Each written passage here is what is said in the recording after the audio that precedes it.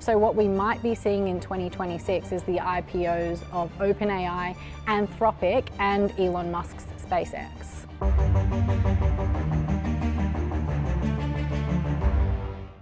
Chloe Stokes, welcome to the business. Great to be here.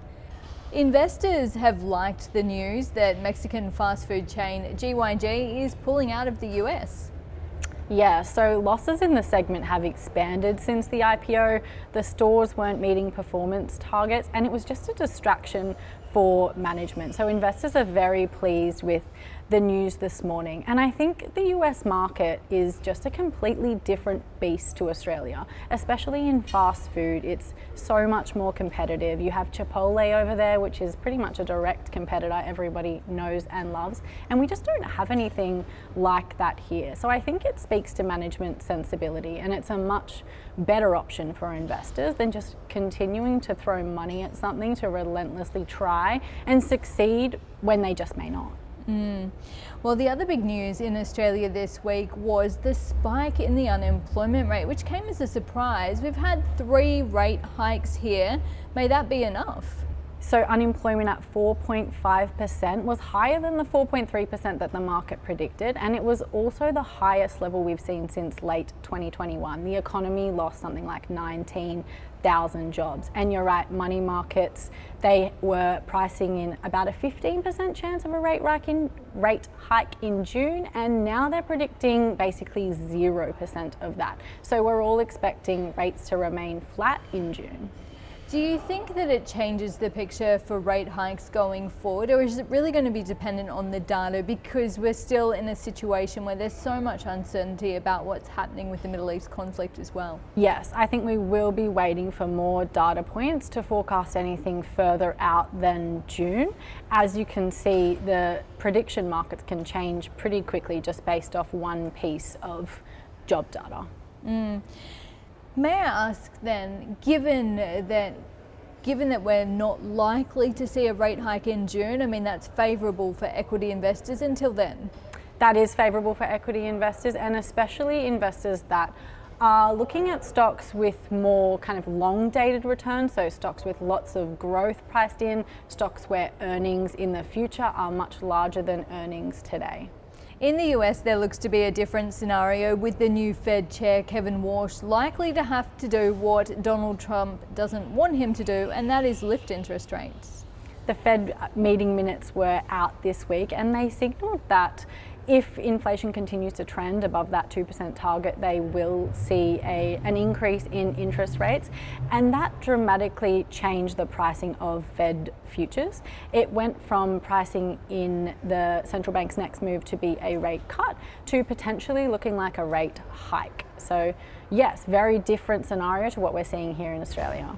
Now, tech stocks are in focus again this week with Nvidia's quarterly results, which didn't impress the market too much, although they were better than expectations. Yeah, well, what we can say with certainty is that demand for chips is not going down. I think that was obvious to the market late last month, though, when hyperscalers like Alphabet reported their first quarter results, and we saw the combined capital expenditure guide for that group increased to $710 billion, which is an increase of almost 90% on last year's capex. And we saw similar numbers from Nvidia last night, and that was something like 85% revenue growth in the first quarter, and they're predicting to grow even faster next quarter. They also increased their dividends and their buybacks. By any metric, this is a very impressive result. But the thing is that markets are all about expectations, and all of these things were already priced in. For context, Nvidia share price has risen 7-fold over the past 3 years. It's 2.5 times the size of the Australian share market. So when things like that happen and investors are looking at it wondering why isn't the share price up, you just need to look at what it's already done. There was a bit of theatre in US courts this week between Elon Musk and OpenAI's Sam Altman, and Altman won. He did. So the court threw out Elon Musk's case basically just because he took too long to file it. So Now, markets were thinking that that was one bit of overhang for OpenAI listing on the stock market this year, and now that looks to have disappeared. So what we might be seeing in 2026 is the IPOs of OpenAI, Anthropic, and Elon Musk's SpaceX. Well, let's talk about SpaceX because we got a bit of a peek inside the financials of SpaceX. What did we find? Well, we found that they're targeting a $1.75 trillion valuation, and that is about 90 times SpaceX 2025 revenues. So just for some context, Nvidia is currently trading at around 25 times its 2025 revenues. So these are just some ungraspable numbers. It's hard to get your head around, quite frankly. And one of the things that people cannot stop talking about in the SpaceX prospectus is actually related to Elon Musk's performance bonus.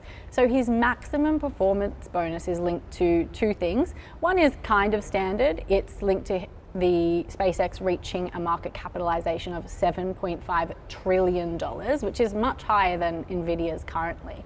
But the second condition is establishing a permanent colony on Mars with 1 million inhabitants. So Musk certainly has his work cut out for him. Wow, do you think that he'll achieve those targets? I mean, are people actually believing that this is possible? 7.5 trillion US valuation. It's hard to say, and we won't know until we see the results of the IPO, but I think Musk is a pretty incredible guy. What he's managed to build is absolutely phenomenal. So if someone can do it, it probably is him. I mean, have we seen a listing this big before? I mean, Aramco comes to mind, but it wasn't nearly as big. No, this would be the largest IPO in history if it came out of the 1.75 trillion valuation. So very big news. So we could have 3 AI-focused IPOs this year. What are the market conditions for IPOs of this size? So this would be the biggest IPO year that we've ever seen, which is not really a surprise. We're already trending ahead of last year. I think market conditions for these type of businesses, it's a bit hard to say because you're seeing things like Nvidia, they continue to rise, even though the reaction wasn't amazing to recent results. But then you're seeing a lot of speculation around companies like Meta, who are continuing to invest in AI without showing too much of an immediate ROI on that investment. So I think it's hard to say, and this will be very telling in terms of how much investors are willing to keep investing in AI, and especially when a lot of that growth is still to come. And that's the thing, isn't it? Because you're taking big bets on future profits and they haven't yet materialized in many cases. Exactly. And SpaceX is still going to be loss-making despite, I think, having profits in 2024. So it would be coming to market as a loss-making business. Chloe Stokes, thank you so much. Thanks for having me, Alicia.